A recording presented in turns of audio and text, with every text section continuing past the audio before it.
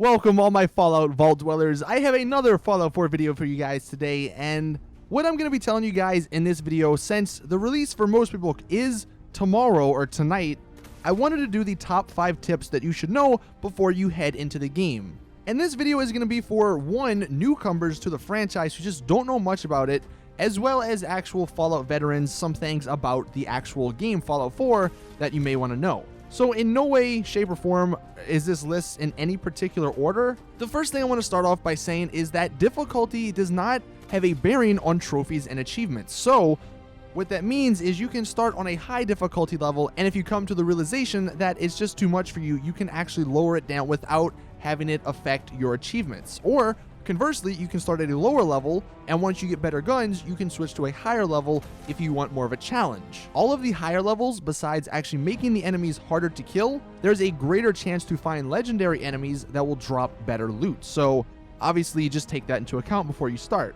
The second tip I have, and this is a tip for newcomers to the game, Fallout veterans should know this by now, but keep many saves and quick save as often as possible. I can't tell you guys how many times I've played through a Fallout game or Skyrim where I'll get done this, beating this really hard enemy, this really hard boss, dragon, whatever the case may be, to die right after in some stupid way, and because I didn't quick save, I have to kill that thing all over again. In addition to that, Fallout is a game known for making choices. You have so many different options when you play through it, so if you want to go back and see what would have happened if you chose another option, you can do that as well if you have multiple saves. Also know that quick saving, at least on consoles, I'm not sure how it works on PC, it might be the same way, but quick saving is somewhat limited, and what I mean by that is if you want to have a save that lasts forever, don't quick save. If you want to have a save that lasts forever, say you want to go back to it once you're done the story, do the other quests, then what you want to do is actually hard save it. Don't quick save it on console, don't hit F5 on PC, hit escape or start and go to the actual save button. The third tip I have, and this one is about settlements in game. This is obviously one of the biggest new features that Bethesda have implemented, and I think there are about 30 workstations which will allow you to build on that property, so about 30 different areas where you can build. You can't build anywhere, unfortunately, at least at the moment.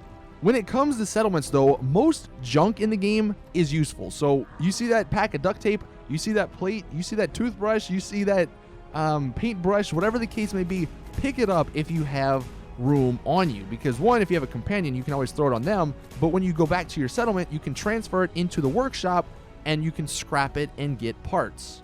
Also, apparently, according to I think an interview from Todd Howard, he said some of the best items in the game will be gotten by vendors at settlements, so you may actually want to look into the settlement thing, even though you may not really care for that. Another sort of smaller tip that I wanted to say, because this game obviously has the new charisma system and the new dialogue system, you can't actually go back in the dialogue to choose another option like in previous Fallouts.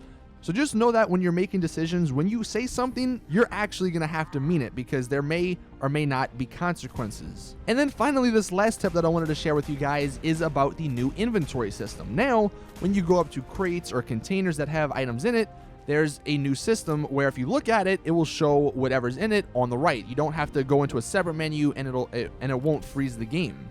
Now, this could either be good or bad. Obviously, if you're just going through a area that you already cleared, you don't want that to happen because it just speeds along the process. However, if you are getting attacked by enemies, but you want to say get some dude's ammo or some dude's gun, it's going to be hard to go up to him because it doesn't freeze the game, and while you're trying to figure out what to get from his body, the enemies are going to be shooting at you. Well, the tip that I have for you guys is if you're in that situation where you need to access somebody's body or some sort of container and you're getting shot at and you want to freeze the game, instead of hitting X, hit square or hit the I guess it's X on Xbox One, and use the transfer mechanic to pause combat while you can safely search the dude's inventory or the container.